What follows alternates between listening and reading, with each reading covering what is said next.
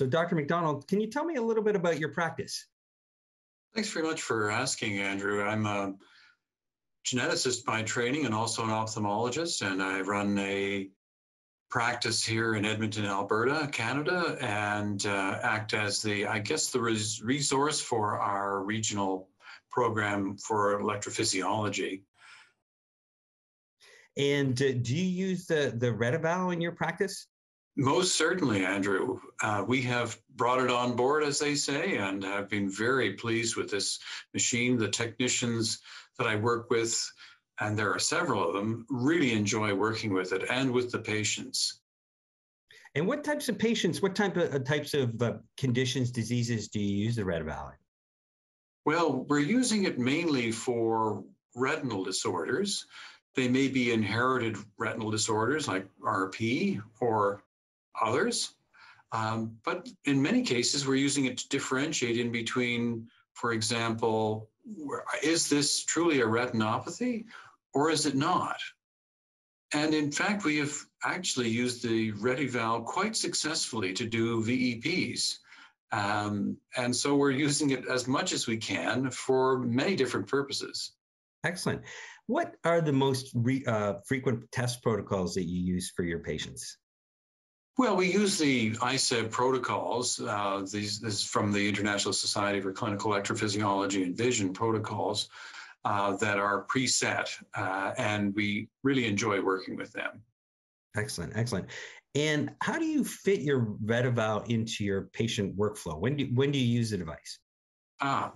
Well, many of my patients are referred from outside of the area. And they're coming because we have this equipment here, and they're coming for a series of tests. But we start very early on in their visit with us with the RETeval machine to do a full field ERG, and so they're being dilated in many cases, but in some cases not. And so we'll start with the ERG. And then they'll come into the clinic, they'll be seen by our technologist and then come through the complete ophthalmic exam. But having the RETeval result right at the front allows us to use our time most appropriately. Excellent, excellent.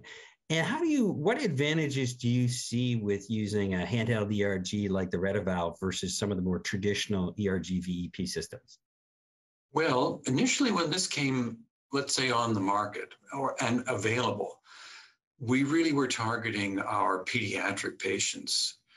We were targeting the patients that we knew we'd have to take to the operating room and do a general anesthetic using not necessarily a portable device, but certainly a device that we had appropriately put into the operating room and doing an examination under anesthesia, including the full field ERG. But having the LKC machine present in our portfolio of equipment enabled us to do these examinations without anesthesia and say, is this truly a retinopathy? Does this patient have nystagmus? And because it's a retinopathy, or does they just have nystagmus where the eyes are shaking? Can we rule in something or rule it out? And so the machine has been very helpful in that regard, taking the pediatric patients not to the operating room, but just into our ERG suite.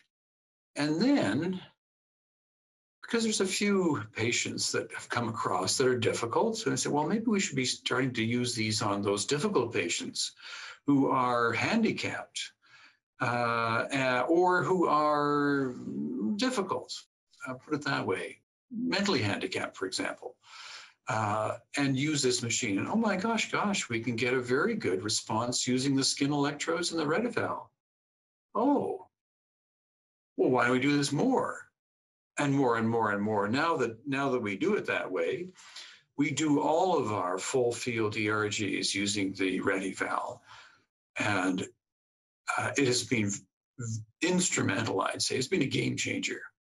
Excellent, excellent. Thanks, Dr. MacDonald. One last question for you. So, for your colleagues that also own a RETeval or use a RETeval, do you have any tips or tricks that you would share for using RETeval with children? Well, definitely. So, whereas you can use this in the non-dilated state, simply if the child is not really able to, let's say, cooperate to the fullest, then we would use a dilating drop in both eyes and avoid the complication of not getting good results. So we really do dilate the pediatric cases and don't depend on a small pupil. That I think is the most important thing. And we're very careful about how we put the skin electrodes on, making sure that it's properly placed. And the added bonus is that we can actually see in the printout, where is the patient looking, and so all of those factors come into play. And I guess that's what I really focus on.